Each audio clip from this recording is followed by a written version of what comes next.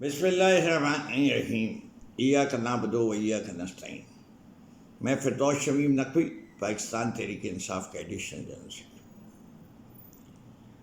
پچھلے دنوں جو کچھ اسلام آباد میں ہوا وہ ایسی چیز ہے جو کوئی ملک اس کے باشندے ایکسپیکٹ بھی نہیں کرتے۔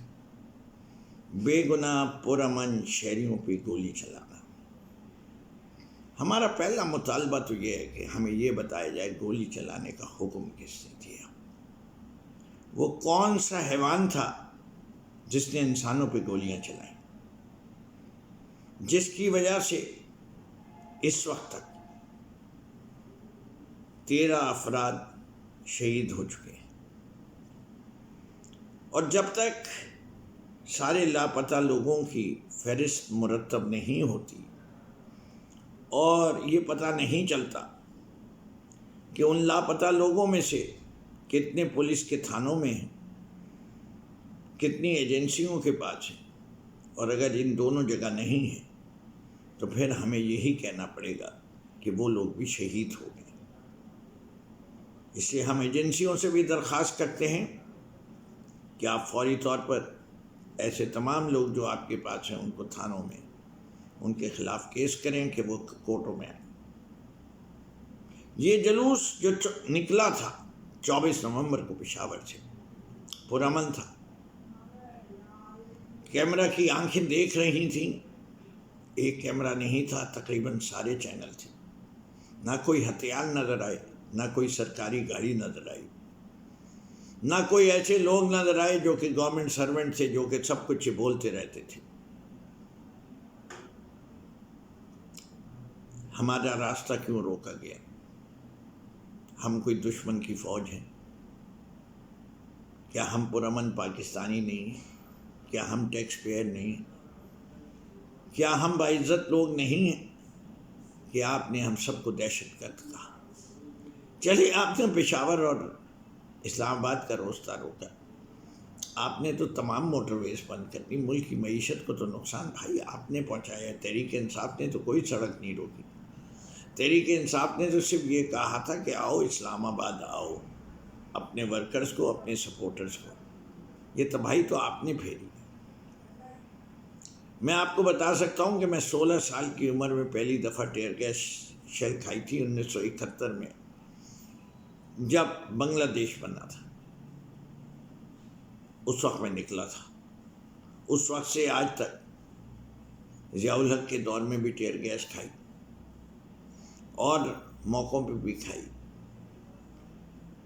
2014 میں دھرنے میں بھی کھائی، لیکن میں آپ سے کہہ سکتا ہوں اتنی شدید شیلنگ اور اتنی شدید فائرنگ کہ میں نے اپنی زندگی میں کبھی سامنا نہیں کیا۔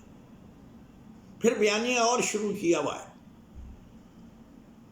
کہ تحریک انصاف کے کوئی لیڈر موجود نہیں تھے، تحریک انصاف کے ورکرز کو نے جن کو دیکھنا تھا دیکھا، ان کی تصاویر بھی موجود تھی۔ وہ تھے یا نہیں تھے، یہ ہمارے لیڈر کی کال تھی۔ ہم سب ورکر ہیں، کارکن ہیں، صحیح کہہ رہے ہیں، لیڈر نہیں موجود تھا، اس سے کہ وہ جیل میں تھا۔ لیڈران اور بھی نہیں موجود تھے، شاہ محمود بھی جیل میں تھے، یاسمین راشد بھی جیل میں ہے، میاں محمود الرشید بھی جیل میں ہے، اعجاز چودھری بھی جیل میں، عمر چیمہ بھی جیل میں ہے، 10,000 کارکنان بھی جیل میں۔ اس کے باوجود 3 لاکھ کا مجمع تھا، اس کے باوجود پرامن تھا، کوئی شیشہ نہیں ٹوٹا تھا، کوئی ایک گاڑی دکھا دو 24 سے لے کے 26 کی شام تک جس کے اوپر کوئی ڈنڈے برسا رہا ہو،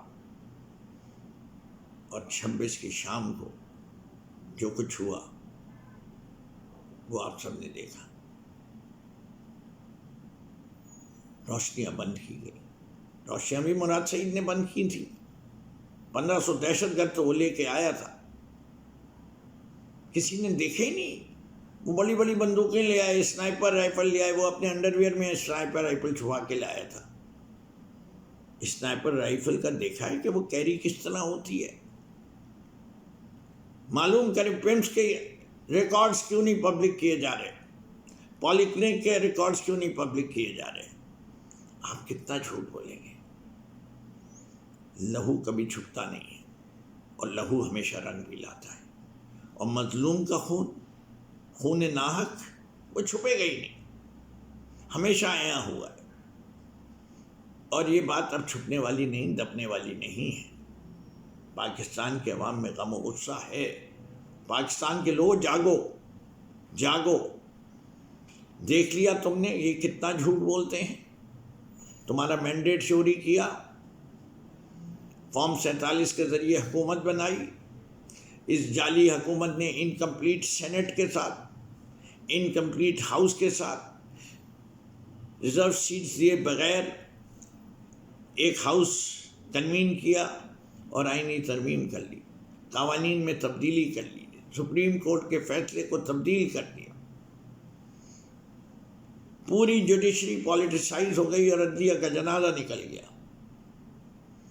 محسن نقوی کہتے ہیں کہ ہمارے بچوں کی وہ ڈگریاں نہیں کینسل کر دیں گے، NIC کینسل کر دیں گے۔ محسن نقوی ہم نے تمہیں اپنے دلوں سے کینسل کر دیا ہے۔ ابھی تو قاضی فائز عیسیٰ کے لعنت ڈونٹس کی کہانی تو تمہارے سامنے گزری ہے، تمہارے ساتھ جو ہوگا انشاءاللہ پاکستان کے اندر، لیکن تم کہیں منہ دکھانے کے قابل نہیں رہو گے۔ پاکستان کے عوام جتنی تم سے نفرت کریں گے، تم سے زیادہ صرف ایک اور شخص ہے جس سے نفرت کریں گے۔ پاکستانی جاگو، دوبارہ خان نے کہا ہے کہ آنا ہے، تیار ہو جاؤ، تاریخ بھی آئے گی اور ہم سب وہاں پہنچیں گے، اور پہلے سے زیادہ تعداد میں پہنچیں گے۔ نہ ڈرنا ہے نہ جھکنا ہے، ہم حقیقی آزادی لے کے رہیں گے، اسے کہ ہمیں غلامی نامنظور ہے۔ پاکستان زندہ باد۔